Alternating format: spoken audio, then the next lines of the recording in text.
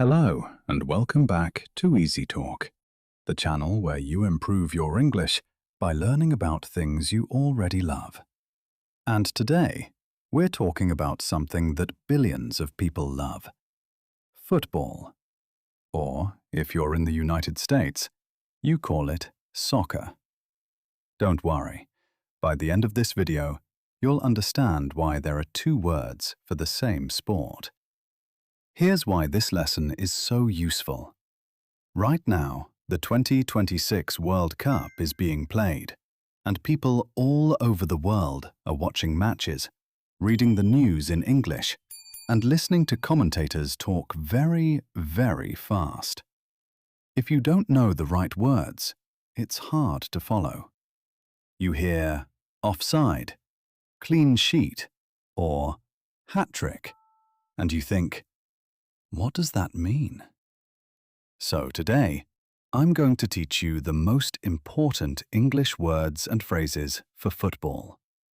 After this video, you'll be able to watch a match in English, understand the commentary, and even talk about the game with your friends. We'll go step by step in clear groups so it's easy to remember. I'll give you each word, a simple meaning, and an example. Ready? Let's kick off. And yes, kick off is your first football phrase. It means to start.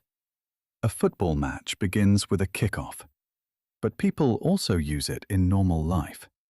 For example, the meeting kicks off at 9 o'clock. See? Football vocabulary is useful everywhere. Let's begin. First, let's learn the words for where football is played and what you need to play it. The most important word is the field. In British English, the football field is called a pitch. So you'll often hear, the players are on the pitch. In American English, people usually say field. Both are correct. Just remember, in football news from England, you'll hear pitch much more. At each end of the pitch, there is a goal. The goal is the place where you must put the ball to score. The goal has a net. The net catches the ball when somebody scores. When the ball goes into the net, everybody celebrates. Of course, you need a ball. A football is round. This is important because in American football, the ball is not round. But that's a completely different sport. Now, what do the players wear? Each team wears a kit. A kit is the special clothes and colors of a team. In American English, people might say uniform. On their feet, players wear football boots, special shoes with small points on the bottom so they don't slip on the grass. In American English, these are often called cleats. And where do all the fans sit? In a big building called a stadium. A famous stadium can hold many thousands of people, all watching one match together. Let me give you a quick example using these words. The two teams walked onto the pitch. The stadium was full. 80,000 fans were ready for the match. Nice. Now you know the place and the things. Let's meet the people. A football team has 11 players on the pitch. But each player has a different job. Let's learn the main ones. The most special player is the goalkeeper. We often shorten this to keeper or goalie. The goalkeeper has one big job: to stop the ball from going into the goal. And here's something interesting. The goalkeeper is the only player who is allowed to use their hands. All the other players cannot touch the ball with their hands. In front of the goalkeeper, we have the defenders. Their job is to defend, to stop the other team from scoring. In the middle of the pitch, we have the midfielders. They run a lot. They help in defense and they help in attack. They are like the engine of the team. And near the front, we have the strikers, also called forwards or attackers. Their main job is to score goals.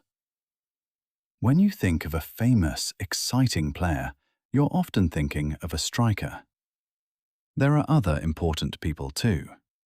The team has a captain, the leader of the team on the pitch. The team also has a coach or manager, the person who is not playing but who decides the plan and tells the players what to do. In British English, manager is very common. During the match, a team can bring on a substitute.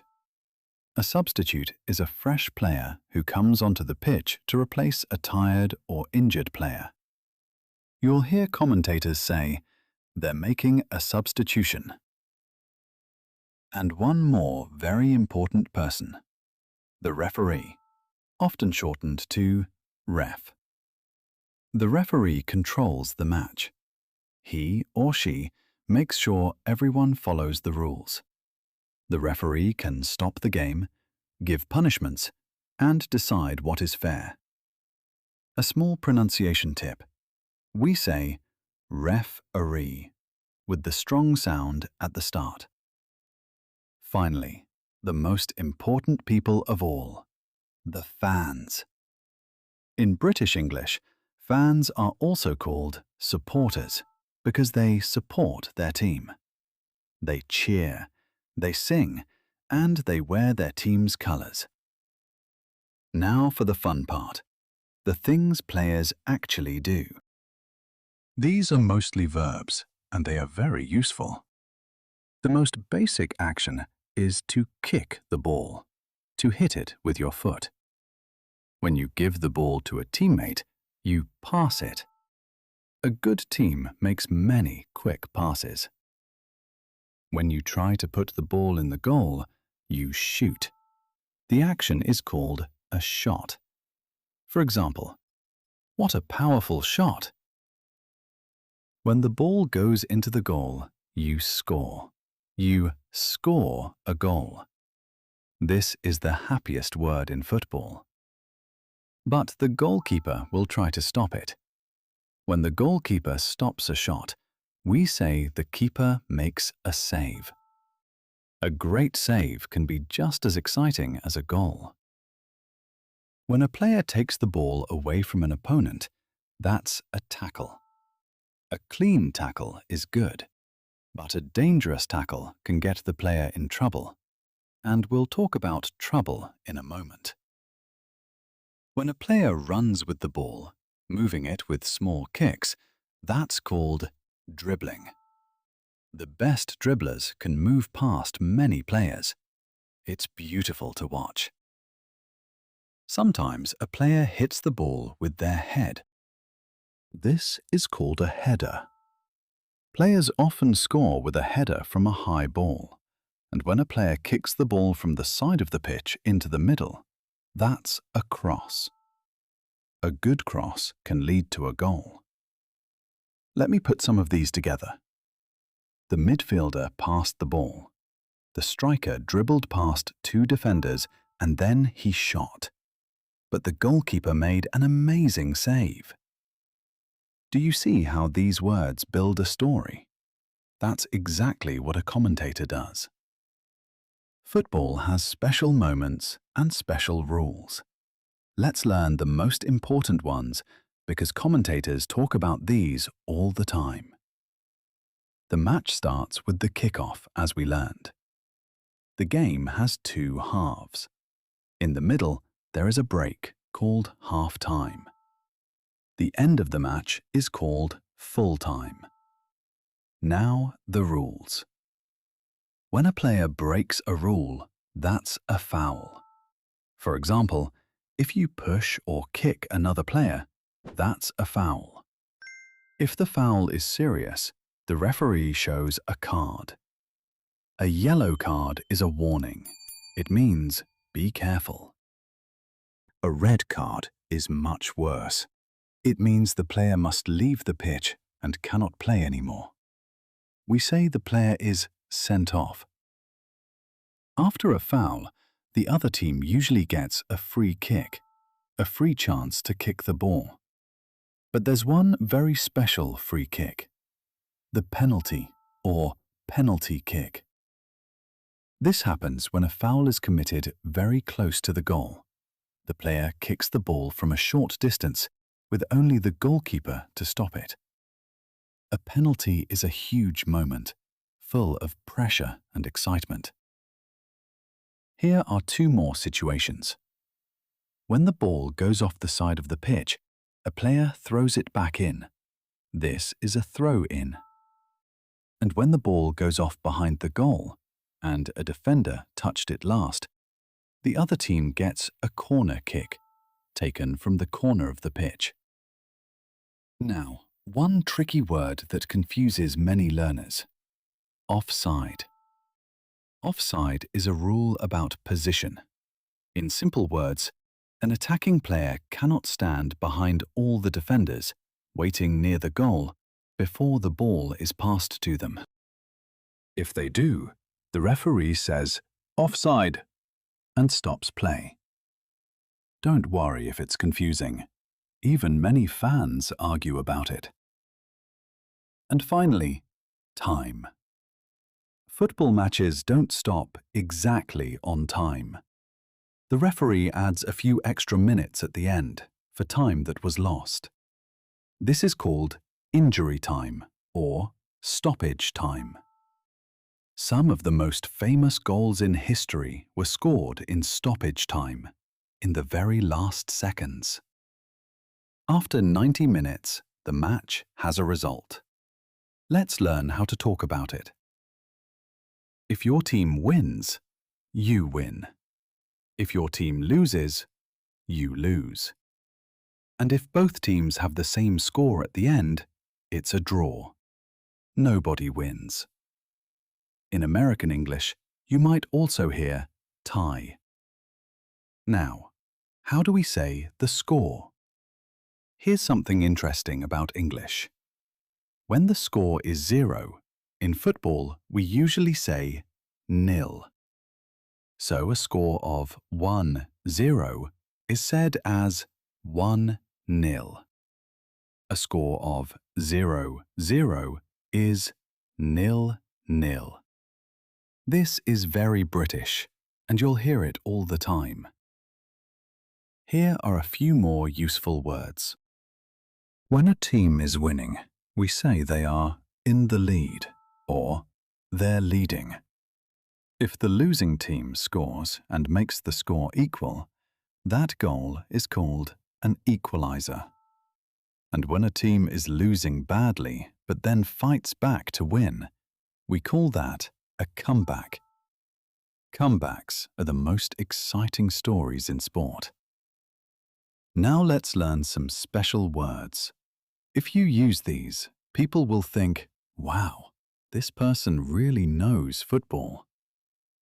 A hat trick is when one player scores 3 goals in a single match.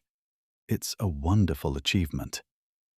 Fun fact, the name comes from an old game called cricket. A clean sheet is when a team does not let in any goals. So, if the final score is 2-0, the winning team kept a clean sheet. Goalkeepers love clean sheets. An own goal is a funny and sad mistake. It's when a player accidentally scores a goal against their own team. And here's a bonus. In normal English, own goal means any mistake that hurts yourself. For example, he told a lie to his boss, but it was an own goal. Now he's in trouble. A derby, we say derby in British English, is a match between 2 teams from the same city. These matches are very emotional because the fans are neighbors and rivals. An underdog is the team that everyone thinks will lose, the weaker team. When the underdog wins, everybody loves it. And what happens if a knockout match is a draw and someone must win? First, they play extra time, 30 more minutes. And if it's still a draw after that, they have a penalty shootout. Each team takes penalties, one by one, until one team wins. A penalty shootout is one of the most nervous, exciting moments in all of sport. Hearts beat fast. Let's practice. I'll describe a moment, and you try to remember the words. Listen. It's the final. The score is 1-1. We're in stoppage time. A defender makes a bad tackle near the goal. That's a foul. The referee points. It's a penalty. The striker steps up. He shoots, and he scores. What a comeback! His team is in the lead, 2-1. Did you understand all of it? If yes, fantastic. You've learned so much today. If some words were difficult, that's okay. You can watch this video again and listen one more time. Repeating is the secret to learning. So let's quickly remember what we learned. We learned the place, the pitch, and the stadium. We learned the people, the goalkeeper, the defenders, the strikers, and the referee. We learned the actions: to pass, to shoot, to score, and to make a save. We learned the rules: the foul, the penalty, the red card, and the tricky one, offside. And we learned the fun words: the hat trick, the clean sheet, and the comeback. That's a lot of new vocabulary.